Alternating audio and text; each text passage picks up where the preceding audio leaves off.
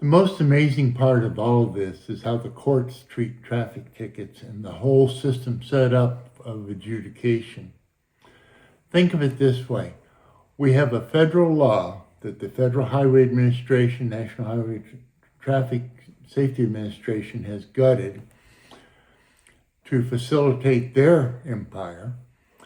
And the fact that every judge in the country does not know. In fact, I haven't seen a single judge in all the years I've been doing this that knows that the state law is not supreme here. The federal law is supreme, and every vehicle code and adjudication standard has to meet the federal standards, be in conformance with them, including the establishment and all the background behind a regulatory device, a speed limit sign, signal timing, stop sign, anything has to comply with federal law.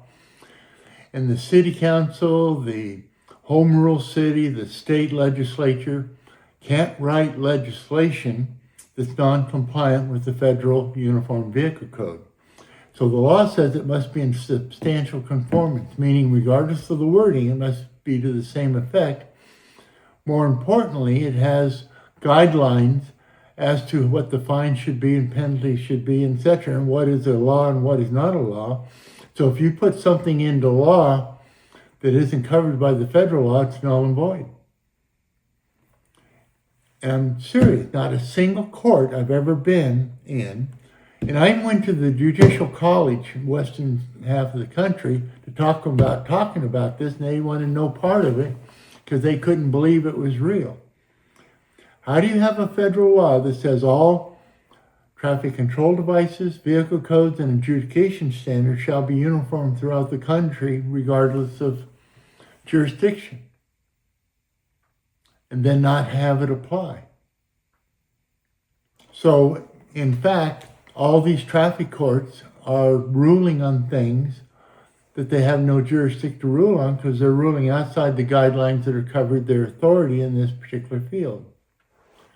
So if you were looking at a traffic control device, not what the city said to do, it's what the traffic control device using his professional standards have found appropriate for that particular application, including if it's a posted limit or posted speed, what the safer condition speed is and the entire band of what that is.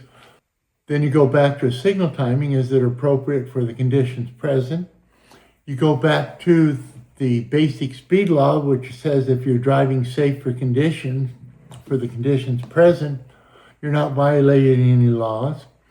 And I'm arguing in this case that even the Ninth Amendment counts, because if you're driving safe, doing something reasonable and what a normal person acting to the same condition would do, then it can't be a violation of the law if it's acting reasonable and prudent. So all these electronic tripwires on if you're doing this for a quarter of a second or something else, by definition is illegal if in fact the overall action was safe for conditions present. So we have a real serious problem because I don't believe there's a single traffic court in the country operating within the guidelines of the law on any issue involving traffic. That's pretty incredible, but that's true. Every single court I've brought this up in, when they realize what the wording says, has dismissed the case and go along prosecuting and convicting 10,000 more people a year, 5,000, 200, whatever the number is. And that is beyond comprehension to me, because what we know now is by doing that, they have constructive knowledge what they're doing is outside the law, but they continue on because it's in their best interest, because that's how they make their living. So what I'm saying here, ironically, is when there's a federal law that the states have agreed to in exchange for federal money,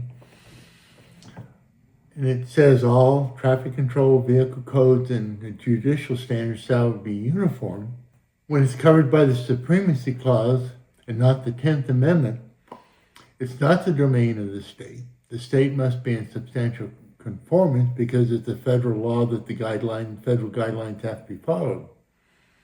There's no exceptions to this. If you want something else, you can ask for it to be applied for. But the problem is, Highway Department, Federal Highways, and U.S. Department of Transportation disbanded the committee who oversaw the Uniform Vehicle Code and the judicial standard, because it was contrary to their interests to promote their citation industry, the insurance companies. Everybody's in on this. The insurance companies, at one point when I looked, it was like 30% of their premiums came from ticket surcharges. And now that the courts over the years have been getting rid of the reporting to insurance companies if you pay extra money to the court, they've come with a workaround with these plug-in telemetry devices. They're promoting short yellows, improper signal time, improper use of speed limits, under-posted speed limits. Then they're having the customer put in, for a discount, a telemetry device that reports back on this. And with AI, all they have to do is turn the switch and they'll bypass all the carts and start increasing premiums. Just if you're driving with the flow of traffic and could be a few miles over the speed limit, then that would be justification through their underwriting to increase premiums. It's really sick when you think about what they're creating and the underlying technology that they're putting in place. And because every single state under the color of federal law has said insurance is now required, there's no remedy in law, there's no way to go against that.